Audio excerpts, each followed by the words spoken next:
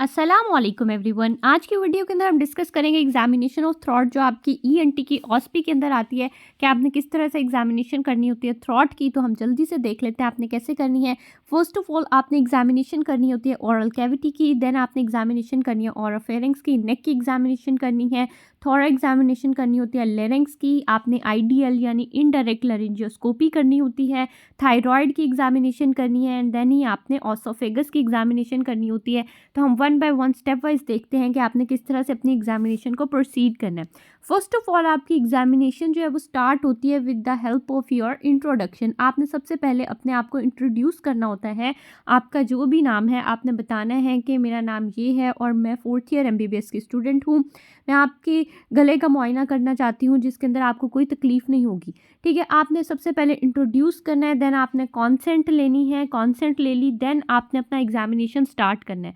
Examination के अंदर सबसे पहले आपने क्या करनी होती है, आपने करनी होती है इंस्पेक्शन। इंस्पेक्शन क्या होती है? इंस्पेक्शन होती है आपने विदाउट टच किए पेशेंट को देखना है कि उसके अंदर क्या मसला है। जैसे कि थ्रॉट की इंस्पेक्शन है तो थ्रॉट, ओरल कैविटी, आपके लिप्स का एरिया, ये सारा एरिया आपने इंस्पेक्ट करना है विदाउट टचिंग। सबसे पहले आप लिप्स देख लेंगे कि लिप्स के ऊपर आपको कोई वेजिकल, कोई स्वेलिंग, कोई अल्सर, क्रॉस, कोई स्कार मार्क या आपके पास कोई क्लेफ्ट वगैरह नज़र तो नहीं आ रहा, तो वो आपको लिप पे विजिबल होगा। देन आ जाता है जी आपके पास ओरल मिकोज़ा। तो ओरल मिकोज़ा को आप देख सकते हैं, आप ऐसे थोड़ा सा मुंह खुलवा के चेक करेंगे, अंदर से बाहर से आप अच्छी तरह देखेंगे, कलर चेक करेंगे, कोई चेंज इन शेप है वो चेक करेंगे, आप पैरोटिड डक्ट को चेक कर सकते हैं। ठीक है, साथ ही आप अपने टीथ और गम्स को भी चेक करेंगे। जो लोग ज़्यादा इस तरह की चीज़ें वो पान और इस तरह की चीज़ें जो चबाते हैं, टबैको वगैरह, तो उनके दांत और गम्स वगैरह भी ख़राब होते हैं, तो आप उसकी इंस्पेक्शन भी करेंगे कि जिंजिवाइटिस तो नहीं है, किसी को विंसेंट एंजाइना तो नहीं है, विंसेंट इन्फेक्शन तो नहीं है, आपके पास हाइपरप्लेजिया तो नहीं है, या आपके पास लूज टीथ तो नहीं है। तो इस तरह की चीज़ें आप सारी चेक करेंगे कि आपके जो गम्स हैं वो स्वॉलन तो नहीं है, अल्सरेटेड तो नहीं है, रेड तो नहीं नज़र आ रहे। तो ये सारी चीज़ें आपने अच्छे से चेक करनी है। हार्ड पैलेट चेक करेंगे। हार्ड पैलेट आप मुंह खुलवा के इस तरह से चेक करेंगे जैसे आपको पिक्चर में दिखाया हुआ है कि आपके पास क्लेफ्ट पैलेट हो सकता है, आपके पास कोई ट्रॉमा या सिफिलिस की वजह से हो सकता है, आपके पास हाई आर्च हो सकता है, या कोई एबनॉर्मल ग्रोथ या अल्सर नज़र आ सकता है। साथ ही आप टंग की एग्जामिनेशन भी करेंगे। आप उसको बोलेंगे कि ज़ुबान बाहर निकाल के दिखाए, और आप टंग पर देखेंगे कि टंग की साइज़ जो है वो ठीक है, उसकी कोई स्वेलिंग तो नहीं है, उसके अंदर आपको कोई एडिमा या एब्सेस तो नज़र नहीं आ रही। इस तरह की चीज़ें आप चेक करेंगे। कोई अल्सरेटेड या पेनफुल कंडीशन तो नहीं है, या आपके पास बाइफरकेटेड टंग तो नहीं है, डेविएटेड टंग तो नहीं है। इस तरह की चीज़ें आप चेक करेंगे। पैरालिसिस तो नहीं हुआ हाइपोग्लॉसल नर्व का। साथ ही आप कंजेनिटल या सेफलिक फीचर्स को चेक करेंगे, मेलिग्नेंसी को चेक करेंगे, कोई अबनॉर्मल ग्रोथ को चेक करेंगे।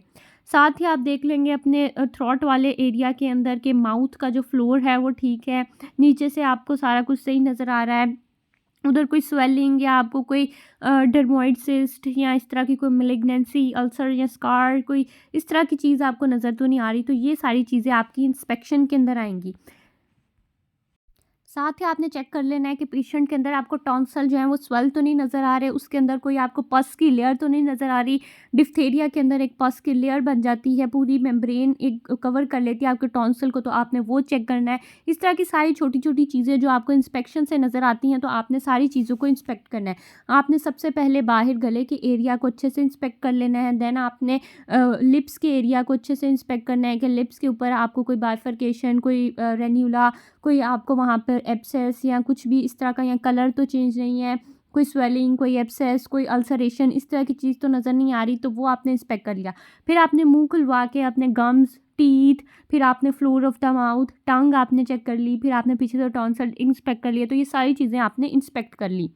नेक्स्ट जो आपने पेशेंट को कहना है वो आपने कोई भी वॉइस टेस्ट करवाना है उससे, या स्पीकिंग टेस्ट आपने करवाना है, इसको कहते हैं। इसमें आपने क्या करना है, इसमें आपने कोई भी उससे छोटी सी बात पूछनी है। जैसे आप ये पूछ सकते हैं कि आपका नाम क्या है, तो वो बताएगा, या आप पूछ सकते हैं इस टाइम आप कहाँ पर मौजूद हैं, तो वो बताएगा वो हॉस्पिटल में मौजूद है। तो इस तरह की चीज़ें आपने उससे पूछनी है ताकि आप चेक करें कि उसकी वॉइस के अंदर हॉर्सनेस तो नहीं है। हॉर्सनेस चेक करने के लिए आपने ये चीज़ें करनी है। नेक्स्ट आपके पास जो इम्पॉर्टेंट टेस्ट आता है वो डीप ब्रीदिंग का है। आपने उसको कहना है कि गहरा सांस ले, गहरा सांस लेने का आपने उसको बोलना है, डीप ब्रीथ करवानी है। उससे क्या होगा, आपने चेक करना है कि उसकी आवाज़ के अंदर कोई स्ट्राइडर तो नहीं है, आपको कोई आवाज़ तो नहीं आती, तो आपने स्ट्राइडर चेक करना है with the help of the deep breath test. अगर तो आपको पेशेंट की गर्दन पर कोई स्वेलिंग नज़र आती है, तो आपने चेक करना है, वो 2 चीज़ें हो सकती है, या तो वो आपके पास थायरॉइड ग्लैंड की स्वेलिंग हो सकती है, यानी आपके पास गोइटर हो सकता है, या आपके पास थायरोग्लॉसल सिस्ट हो सकती है।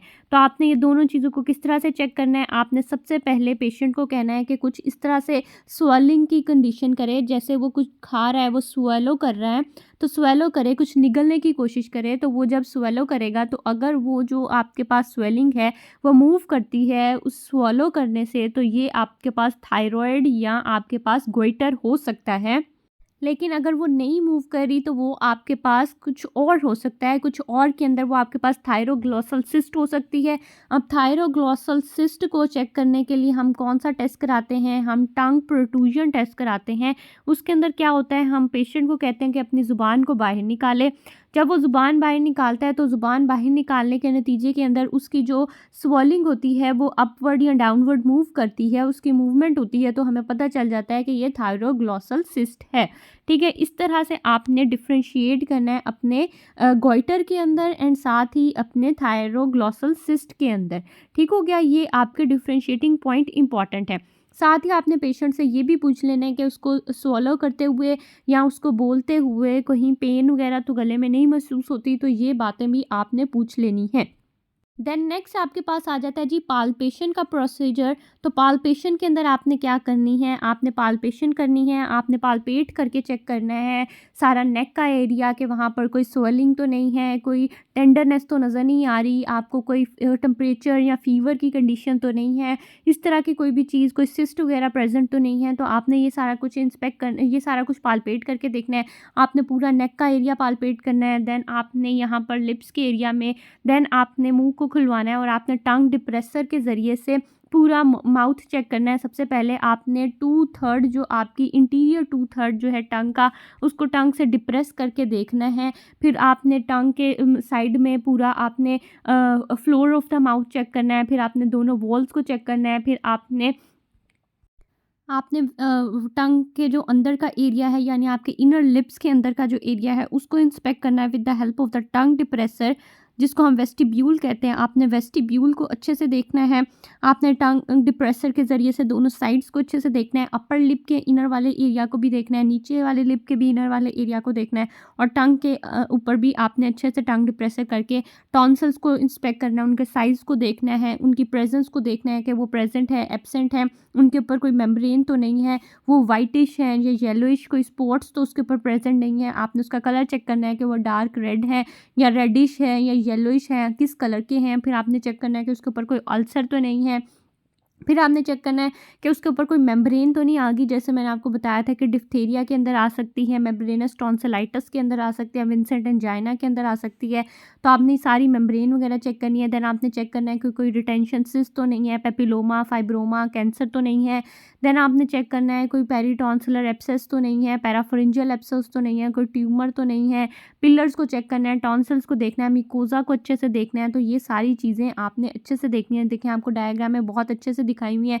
ये सारी चीज़ों को आपने टंग डिप्रेसर के ज़रिए बहुत अच्छे से ऑब्जर्व करना है। इसकी मैं पहले वीडियो डाल चुकी हूँ, जिसके अंदर पूरी एग्जामिनेशन करके दिखाई गई है, आपको डिमॉन्स्ट्रेट की गई है, तो आप वो वीडियो भी ज़रूर देख सकते हैं।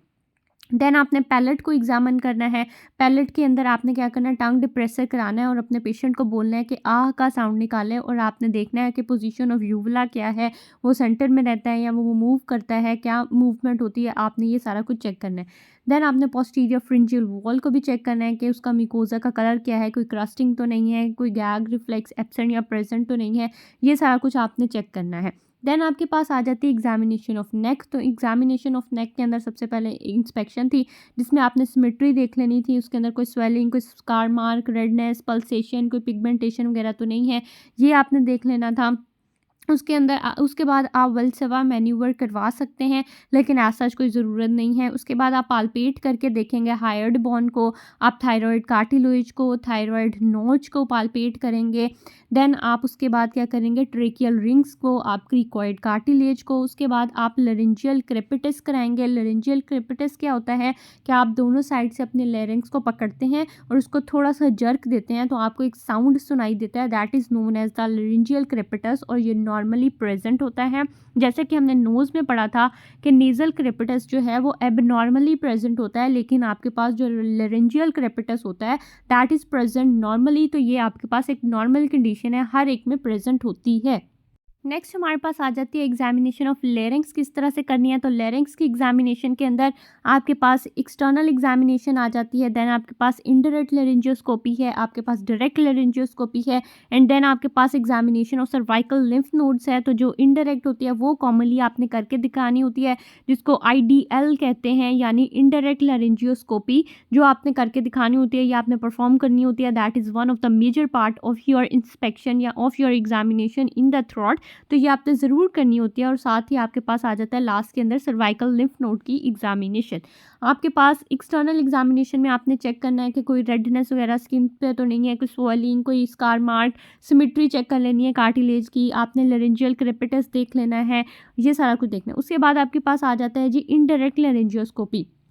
अब ये कैसे करते हैं, आपके पास दो तरह के मिरर मौजूद होते हैं, एक तो आपके पास इस तरह से स्ट्रेट लाइन होता है और एक इस तरह से कर्व होता है। जो आपके पास कर्व होता है that is known as for the posterior rhinoscopy, वो पोस्टीरियर राइनोस्कोपी के लिए होता है। जबकि जिस तरह से स्ट्रेट होता है that is for the IDL यानी इनडायरेक्ट लेरेंजियोस्कोपी।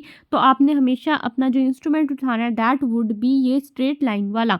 उसके बाद क्या करना है, आपने अपने लाइटर के ज़रिए से इसका जो मिरर वाला एरिया है उसको थोड़ा सा गर्म करना है। गर्म करने के बाद आपने क्या करना है, आपने पेशेंट का मुंह खुलवाना है और आपने एक गॉज़ के ज़रिए से देखें जैसे आपको पिक्चर में दिखाया हुआ है, एक गॉज़ के ज़रिए से आपने उसकी टंग को पकड़ना है, सपोर्ट देनी है और आपने अंदर अपनी जो इनडायरेक्ट लेरेंजियोस्कोपी यानी IDL है उसको अंदर इंसर्ट करना है स्लाइड करके। और इसका जो मिरर वाला पार्ट होगा, मिरर वाला पार्ट जो होगा वो डाउनवर्ड होगा हमेशा, क्योंकि आपने नीचे से लेरेंक्स को ऑब्जर्व करना है। और साथ ही आप अंदर टॉर्च लाइट डाल के देखेंगे तो आपको नीचे से आपका लेरेंक्स का एरिया और आपको सारा कुछ ऑरोफेरेंक्स का एरिया सारा कुछ नज़र आएगा। तो आपने इसको अच्छे से ऑब्जर्व करना है। साथ ही आपने अपने पेशेंट को बोलना है कि वो आ या ई का साउंड निकाले, जिससे आपको वोकल कॉर्ड की मूवमेंट नज़र आएगी। तो आपको पता चलेगा कि वोकल कॉर्ड की मोबिलिटी जो है वो नॉर्मल है या नहीं नॉर्मल। उसके बाद आपके पास आ जाता है कि इनडायरेक्ट लेरेंजियोस्कोपी के अंदर हम कौन कौन से स्ट्रक्चर्स को देखते हैं।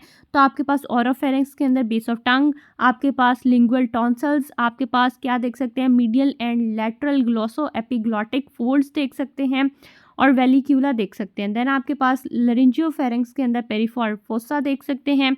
उसके बाद पोस्टीरियर वॉल ऑफ लरिंजियोफेरेंक्स देख सकते हैं और लेरेंक्स के अंदर एपिग्लॉटिस अराई एपिग्लॉटिक फोल्ड देख सकते हैं, रेटिनॉइड्स को देख सकते हैं, क्यूनिफॉर्म कॉर्निकुलेट, आपके पास वेंट्रिकुलर बैंड्स देखेंगे, वेंट्रिकल्स को देखेंगे, ट्रू वोकल कॉर्ड्स को देख सकते हैं, इंटीरियर कमीजर पोस्टीरियर कमीजर को देख सकते हैं, सब glottis and the rings of the trachea को अच्छे से ऑब्जर्व कर सकते हैं। ये सारे स्ट्रक्चर्स को आप अच्छे से देख सकते हैं।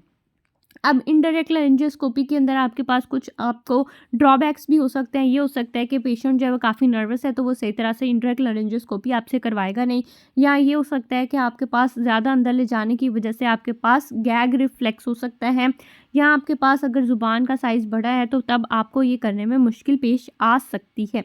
तो ये सारी चीज़ें होती हैं। और इसके ड्रॉबैक ये भी है कि कौन से स्ट्रक्चर हम इसके अंदर नहीं देख सकते। तो आपको posterior surface of epiglottis, interior commissure, आपको वेंट्रिकल ऑफ द लेरिंक्स और सब ग्लॉटिक एरिया नज़र नहीं आता।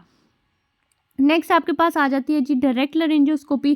तो डायरेक्ट लेरेंजियोस्कोपी एज सच आपको करने की ज़रूरत नहीं है, क्योंकि ये आपसे एग्जामिनेशन में नहीं करवाई जाती। जो बेसिकली आपसे कराई जाती है वो आपके पास डायरेक्ट लेरेंजियोस्कोपी ही होती है, इनडायरेक्ट लेरेंजियोस्कोपी ही होती है, जिसको IDL कहते हैं। देन आपके पास लास्ट के अंदर आ जाता है जी हमारे पास सर्वाइकल लिम्फ नोड की एग्जामिनेशन। सर्वाइकल लिम्फ नोड्स की एग्जामिनेशन के अंदर आपने चेक करना होता है कि उनकी लोकेशन ठीक है, नंबर ठीक है, साइज़, कंसिस्टेंसी, टेंडरनेस और स्किन की अटैचमेंट बिल्कुल ठीक है। तो इसके अंदर सबसे पहले आपने सब मेंटल लिम्फ नोड्स को देखना है, सब मैंडिबुलर, देन आपके पास फेशियल आ जाते हैं। नेक्स्ट पे आपके पास प्री ऑरिकुलर है, पोस्ट ऑरिकुलर है, आपके पास upper, middle and lower deep cervical है। देन आपके पास पोस्टीरियर सर्वाइकल, सुप्रा क्लेविकल और ऑक्सीपिटल लिम्फ नोड्स आ जाते हैं। लास्ट में आपको बताया हुआ है कि आपने थायराइड की एग्जामिनेशन कैसे करनी है, तो ये मैं आपको पहले ही बता चुकी हूँ कि थायराइड की एग्जामिनेशन के अंदर आपने क्या करना है। सबसे पहले तो इन्होंने इंस्पेक्शन बताई हुई है कि आपने सिर्फ दूर दूर से देखना है, उसको स्वॉलो करा के देखना है और देखना है कि वो वहाँ पे मूवमेंट कर रहा है अप या डाउन, तो ये आपके पास इंस्पेक्शन है। देन आप पालपेट करके चेक करेंगे कि आपका थायराइड की वहाँ पर जो है कोई स्वेलिंग है या आपको थायराइड की लोब के अंदर स्वेलिंग नज़र आ रही है, फ्रंट एरिया में नज़र आ रही है, इस्थमस के एरिया पे नज़र आ रही है या किसी लॉब के अंदर नज़र आ रही है, तो आप वहाँ पर चेक करेंगे कोई टेंडरनेस तो नहीं है, आप उसको देखेंगे, पालपेट करके उसको ऑब्जर्व करेंगे। तो ये आपके पास हो जाएगी जी थायराइड की एग्जामिनेशन। और उसके बाद आप ट्रंक प्रोट्रूजन करवा के चेक करेंगे कि अगर ये आपके पास थायरोग्लॉसल सिस्ट है तो तब वो अपवर्ड एंड डाउनवर्ड मूव करेगी। एक और आपके पास ट्रेकिया की एग्जामिनेशन होती है कि हम ट्रेकिया की एग्जामिनेशन किस तरह से करते हैं। तो आपके पास ये इस तरह से मेनिब्रम स्टर्नाई होता है, तो आप दोनों अपनी जो फिंगर होती हैं एक इधर रखते हैं और एक इधर रखते हैं और ये दरमियान के एरिया को अपनी दूसरी फिंगर से पालपेट करके ऑब्जर्व करते हैं। तो आपको यहाँ पर पालपेशन से फील हो जाती है आपकी ट्रेकिया और आप उसको अच्छे से एग्जामिन कर सकते हैं। अब एक बार हम रिवीजन कर लेते हैं आपके किस तरह से एग्जामिनेशन करनी है थ्रॉट की। तो सबसे पहले आपके पास आ जाता है इंट्रोडक्शन करना है एंड आपने कॉन्सेंट लेनी है। कॉन्सेंट लेने के बाद आपने सबसे पहले करनी होती है इंस्पेक्शन। इंस्पेक्शन के अंदर क्या होता है कि आप विदाउट टच किए जो है उसको इंस्पेक्ट करते हैं, आप देखते हैं सारी चीज़ों को। आप ऑरल कैविटी को खुलवा कर देख सकते हैं, आप ज़ुबान बाहर निकलवा के देख सकते हैं, आप गले को अच्छे से देखेंगे, आप सारे एरिया को इंस्पेक्ट करेंगे कि वहाँ पर कोई स्कार मार्क तो नहीं है, कोई स्वेलिंग तो नहीं है, कोई सिस्ट तो प्रेजेंट नहीं है, कोई एब्सेस प्रेजेंट, कोई अल्सरेशन, कोई भी इस तरह की चीज़ अगर वहाँ प्रेजेंट है तो आप उसको ऑब्जर्व करेंगे। प्रॉपर आप अपनी हेडलाइट के ज़रिए से सारी चीज़ों को एग्जामिन करेंगे। आप माउथ के अंदर से भी अच्छी तरह से एग्जामिन करेंगे अपनी लाइट के ज़रिए से। उसके बाद क्या करना है जी, उसके बाद आपने स्पीकिंग टेस्ट कराना है, यानी आपने वॉइस टेस्ट कराना है। आपने पेशेंट से पूछना है कि उसका नाम क्या है, वो कहाँ पर प्रेजेंट है, तो वो बोलेगा तो उससे आपको पता चल जाएगा कि उसकी वॉइस के अंदर हॉर्सनेस तो नहीं है। तो हॉर्सनेस आपने इस तरह से चेक करनी है। नेक्स्ट आपने क्या करना है, आपने पेशेंट को कहना है कि डीप ब्रीथ करे, यानी गहरा सांस ले। तो गहरे सांस से आपने चेक करना है कि वो पेशेंट के अंदर स्ट्राइडर तो नहीं है। स्ट्राइडर की कंडीशन अगर प्रेजेंट होगी तो आपको वहाँ पर आवाज़ आएगी, तो आपने स्ट्राइडर चेक करना है। नेक्स्ट आपने इंस्पेक्शन के अंदर क्या करना है, इंस्पेक्शन के अंदर आपने उसको बोलना है पेशेंट को कि कुछ भी स्वॉलो करे, इस तरह से एक्ट करे जैसे वो कुछ खा रहा है, स्वॉलो कर रहा है। तो उसके अंदर अगर अब वहाँ पर कोई स्वेलिंग मौजूद होगी, तो वो अगर अप या डाउन मूव होती है, उसकी कोई मूवमेंट होती है, तो वो आपके पास थायराइड ग्लैंड की स्वेलिंग हो सकती है, यानी आपके पास गोइटर वगैरह मौजूद हो सकता है। तो ये आपके पास स्वॉलो टेस्ट होगा। उसके बाद आपने करवाना होता है टंग प्रोट्रूजन टेस्ट। आपने टंग प्रोट्रूजन टेस्ट करवाना है। आपने पेशेंट को बोलना है कि ज़ुबान बाहर निकाले और आपने चेक करना है कि अगर स्वॉलिंग ऊपर या नीचे जा रही है या मूवमेंट कर रही है, तो वो आपके पास थायरोग्लॉसल सिस्ट होगी।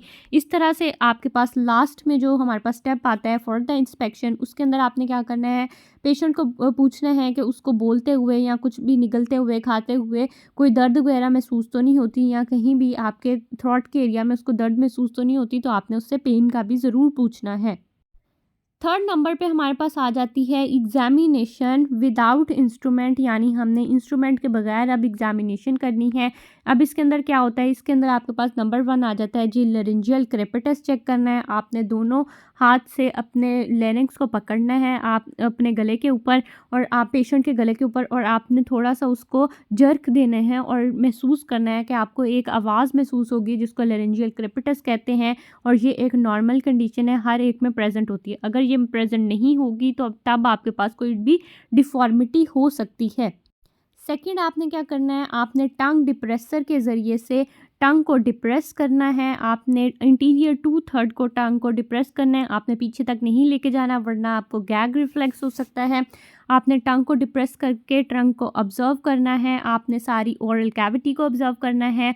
आपने लोअर लिप के एरिया को ऑब्जर्व करना है, अपर लिप के इनर एरिया को ऑब्जर्व करना है। आपने दोनों वॉल्स को ऑब्जर्व करना है, फ्लोर ऑफ द माउथ को ऑब्जर्व करना है। पीछे आपने टॉन्सिल्स को अच्छे से देखना है। ये सारी एग्जामिनेशन आपने करनी है। फोर्थ आपके पास एग्जामिनेशन आ जाती है विद इंस्ट्रूमेंट। अब आपने इंस्ट्रूमेंट के साथ करनी है, जिसके अंदर आपके पास आइडियल आ जाता है, यानी आपने इनडायरेक्ट लेरिंजियोस्कोपी करनी है। इसके अंदर क्या होता है कि आप उसको अंदर लेके जाते हैं, पहले आप इसको लाइटर के ज़रिए से गर्म करते हैं, देन आप इसको पहले अपने हाथ पे चेक करते हैं, फिर पेशेंट के हाथ पर चेक करते हैं कि ज़्यादा गर्म तो नहीं है, और फिर आप उसकी ज़ुबान को एक गॉज़ के ज़रिए से पकड़ते हैं और फिर आप अंदर ये डालते हैं और अपनी लाइट डाल के चेक करते हैं, और इसका जो मिरर वाली साइड है वो डाउनवर्ड होनी चाहिए, और आप चेक करते हैं इनर एरिया को, क्योंकि आपने लेरिंक्स को ऑब्जर्व करना है, तो आपका मिरर जो है वो डाउनवर्ड होना चाहिए। तो that is known as the indirect laryngoscopy. Last and final step जो आपके पास होता है फिफ्थ वाला, वो होता है जी आपके पास सर्वाइकल लिम्फ नोड की एग्जामिनेशन करनी है। तो उसके अंदर आपने सबमेंटल लिम्फ नोड चेक करने होते हैं, सबमेंडिबुलर लिम्फ नोड चेक करने हैं। फिर उसके बाद क्या करना होता है कि आपने सर्वाइकल लिम्फ नोड्स जो अपर middle and lower deep cervical lymph nodes हैं, फिर उसके बाद आपके पास पोस्टीरियर सर्वाइकल लिम्फ नोड्स होते हैं, आपके पास सुप्रा क्लेविकुलर लिम्फ नोड्स हैं, देन आपके पास प्री ऑरिकुलर लिम्फ नोड्स हैं, आपके पास पोस्ट ऑरिकुलर लिम्फ नोड्स हैं, एंड लास्ट में आपके पास ऑक्सीपिटल लिम्फ नोड्स होते हैं। तो ये आपने चेक करके अपने पेशेंट का थैंक यू करना है, और इस तरह से आपकी एग्जामिनेशन कंप्लीट हो जाएगी। आपका कोई फर्दर क्वेश्चन हो तो आप मुझे कमेंट डाउन कर सकते हैं।